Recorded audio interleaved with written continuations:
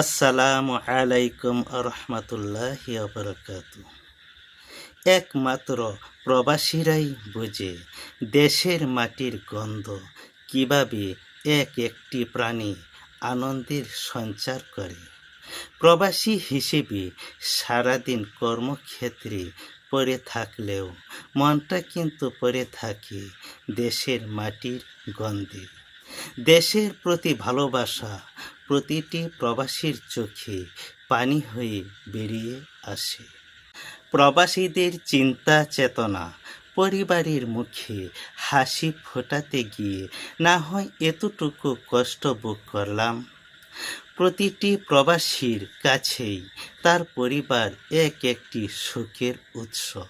নিজেকে গড়তে বেরিয়েছিলাম, আজ সকল দুঃখ লুকিয়ে পরিবারের সাথে হাসি মুখে কথা বলা শিখেছি। পরিবারের মুখে হাসি ফোটাতে প্রতিটি প্রবাসী তার জীবনটুকু পর্যন্ত বিসর্জন দিতে পারে।